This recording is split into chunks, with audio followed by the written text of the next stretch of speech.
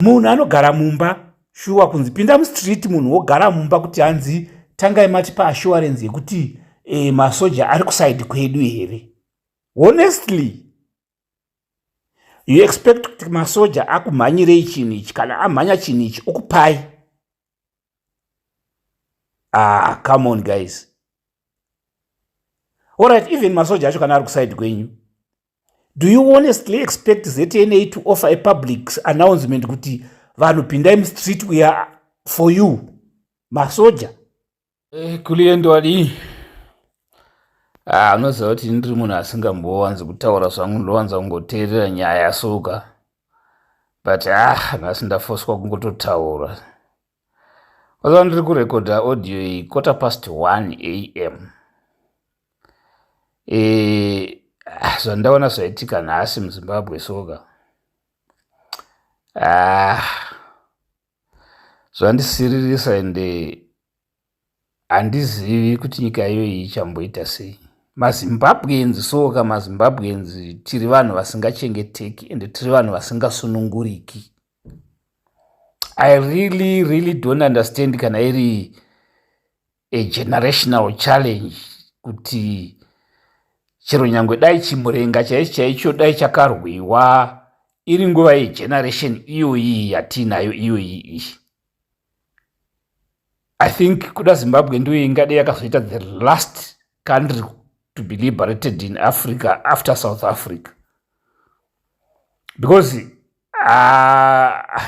hatitombozivi zvatinoda, hatizivi. Honestly, I'm so disappointed. MaZimbabweans vanoda kuti everything vaitirwe voya kuzopiwa in a silver platter kudai so. You hear someone achitaura kuti hanzi tinozoitiswa.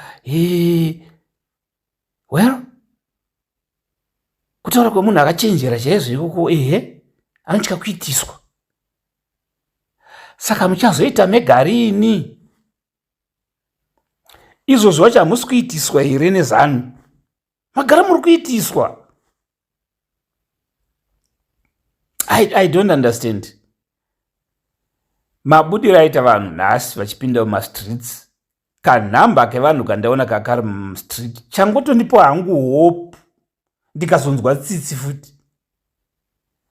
Zvichikwata zvevanhu zvacho zvava zviri mumastreet zvava zvine ushingi hwokuti dai yanga iri Zimbabwe yasimuka. Ende munopa ZANU-PF mukana wokuti inotaurira the world kuti zvatinokutaurirai kuti todiwa nevanhu. Demonstration maona vanhu vangani mustreet? Tokutaurirai kuti todiwa nevanhu isusu. Urutu vanhu tunongopiwa mari, tunongoya kuzodemonstrata kutsvaga mari, kupiwa mari nemadonors. That's what they're going to say. Munhu anogara mumba shuwa kunzi pinda mustreet munhu wogara mumba kuti hanzi tangai mati paassurance yekuti masoja ari kusaidi kwedu here. Honestly, you expect kuti masoja akumhanyirei chinhu ichi? Kana amhanya chinhu ichi okupai? Come on guys.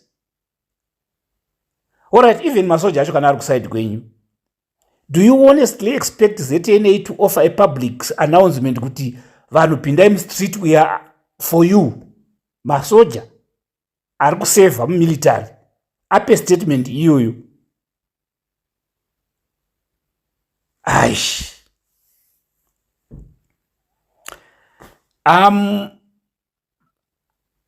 Ndofunga kuti ini disappointment yandinayo ka itori diki pane yaGeza. I was listening to Geza today. I could look at him, I could tell from his body language.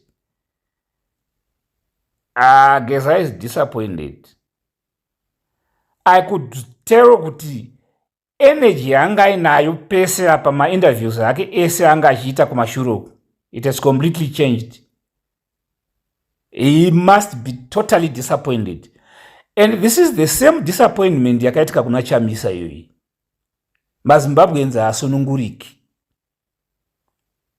And now ndaimboti ndichiverenga theory yestockholm syndrome yekuti munhu akatapwa soka kwenguva yakareba anoguma adevelopa relationship, anoguma adevelopa kacertain bond so nemunhu akamutapa, zvokuti ukatoya uchida kumusunungura anotofunga kutoti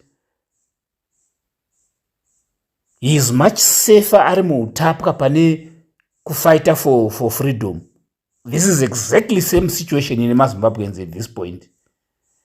They are feeling safer vari muutapwa hweZANU-PF pane kufighter for freedom. Honestly, this is so disappointing. Geza anotaura, anobuda pachena achitaura kuti we are in the afternoon of our life. We are not doing this for ourselves. People, Geza ane option uyoyo.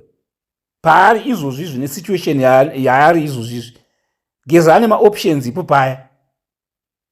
Akada kuzogera kuZANU-PF nhasi. ZANU-PF inomutambira ikatomucompensate big time. Because ZANU-PF, they feel safer with Geza back in their camp than having him in the opposite camp. Ane option yekudzokera Geza paripo paya. But imune option ipi yezvamudi kushandiswa.